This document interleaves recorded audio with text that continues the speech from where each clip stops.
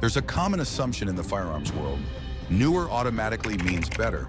More metallurgy, more precision, more refinement. But walk into any gun show and you'll notice something odd. Experienced shooters keep skipping brand new rifles to hunt through the surplus racks instead. That's not nostalgia talking.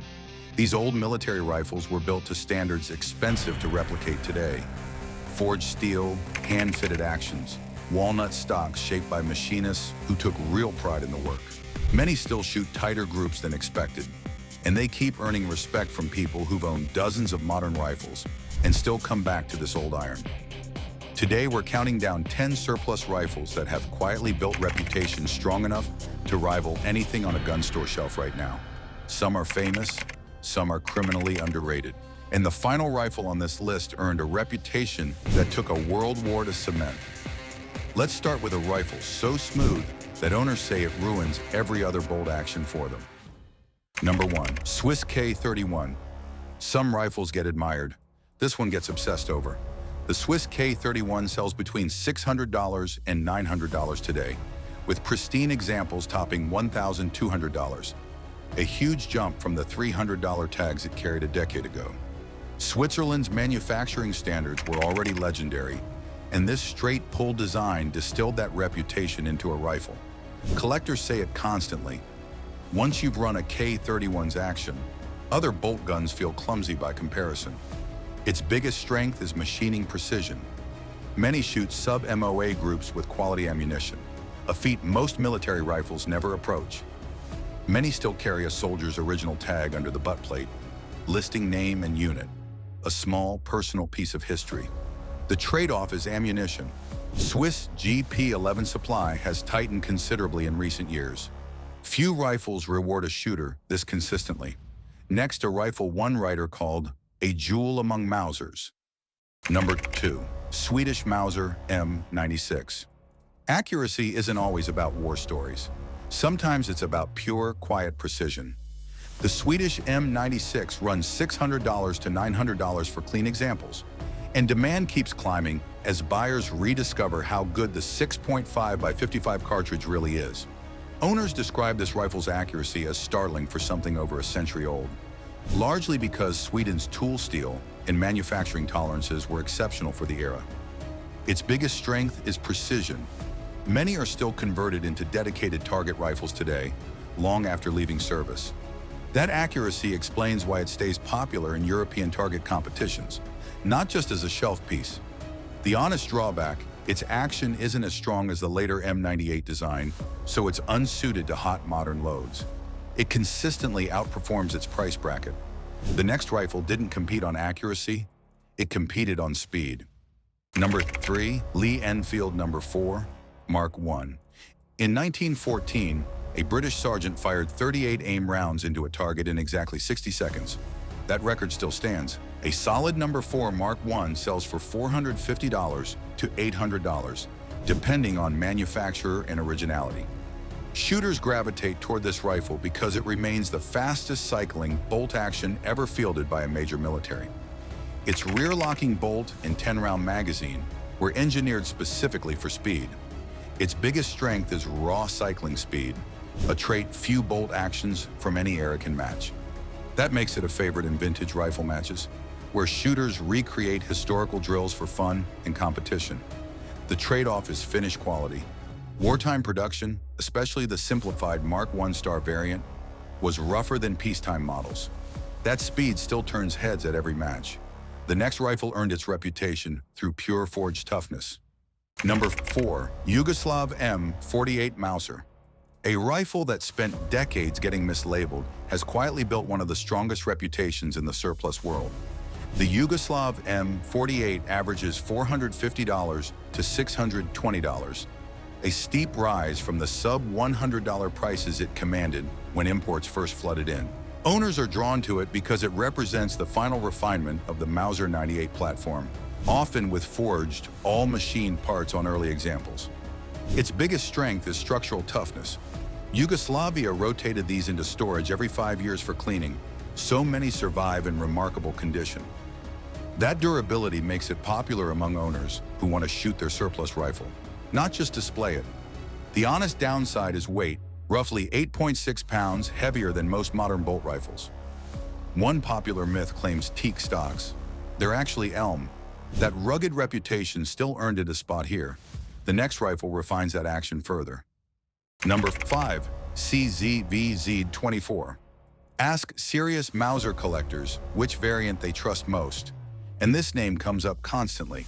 The VZ-24 typically sells for $600 to $900 in good condition, with rough shooters available closer to $350. Its popularity stems from Czechoslovakia's reputation for exceptional pre-war manufacturing. Czech factories later built K9 8K rifles directly for the German military because the quality was considered equal or better. Its biggest strength is action strength.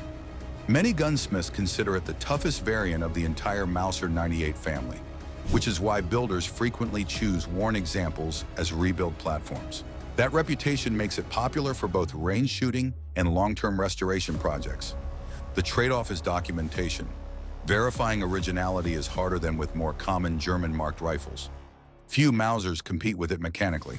The next rifle proves old-world engineering isn't limited to bolt actions.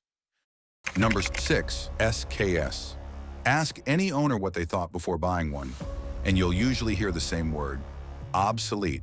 Chinese import SKS rifles now run $450 to $650, while clean Russian examples top $1,000, a sharp climb from their bargain bin days.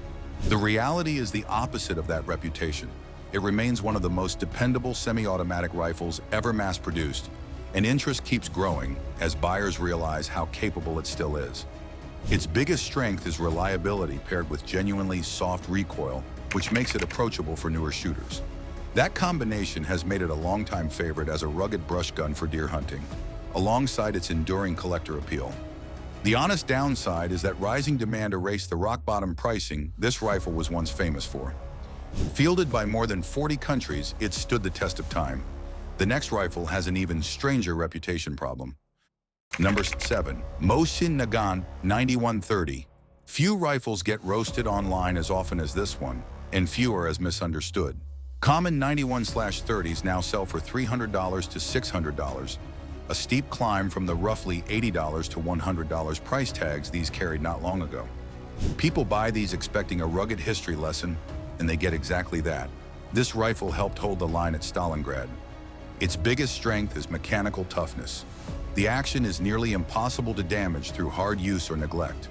That reputation makes it popular for casual range shooting and historical collecting, especially among newer collectors entering the hobby. The honest drawback is a rough factory trigger and a bolt that sticks until cosmolin is fully removed. The myth that it's inherently inaccurate isn't quite fair. Clean examples with good barrels shoot tighter groups than the reputation suggests. The next rifle is much lighter and quicker. Number 8. M1 Carbine.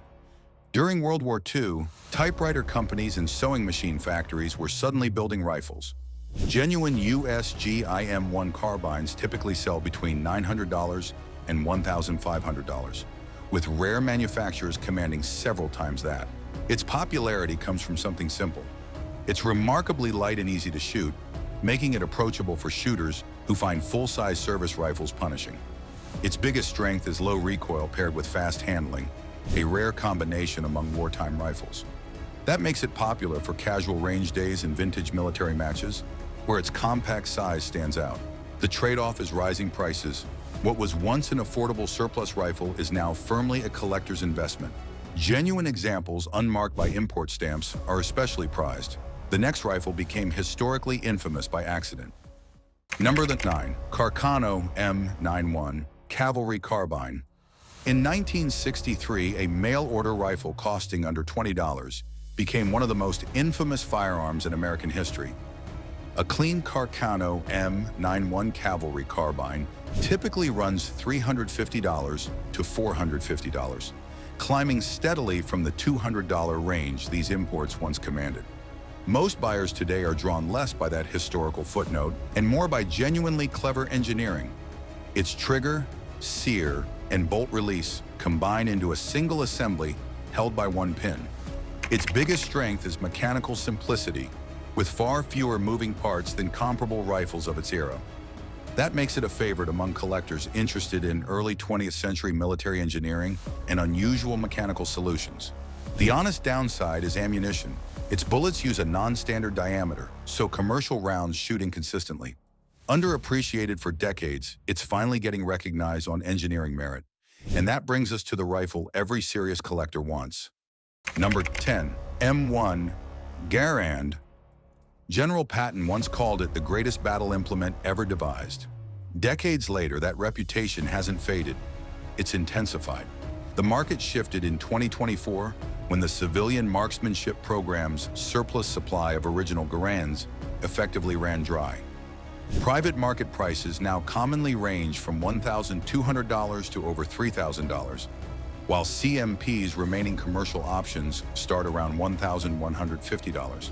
Its popularity has never cooled because it was the first semi-automatic rifle to give ordinary infantry a real firepower edge over bolt-action opponents. And it still performs beautifully in competition today. Its biggest strength is proven, battlefield-tested reliability across 2 separate wars. That reputation makes it a mainstay in high-power rifle competition, where its balance and sight still hold up against modern designs. The trade-off is availability. With surplus supply drying up, prices only trend upward. The famous ping myth that it warned enemies of an empty rifle has been thoroughly debunked by historians. Battle noise buried that sound completely. That's exactly why it earned the top spot. 10 rifles, 10 different reasons for lasting demand. But the same pattern connects every one of them. These weren't built to be disposable. They were built with a level of craftsmanship, mechanical simplicity, and battlefield-proven reliability that's genuinely expensive to replicate today, and shooters are rediscovering that fact in record numbers. So here's the real question. Which surplus rifle would you add to your collection first? Let us know in the comments, and if you enjoyed this breakdown of what makes these old war horses still worth buying, consider subscribing to Tactical Frontier. There are plenty more of these stories still to tell.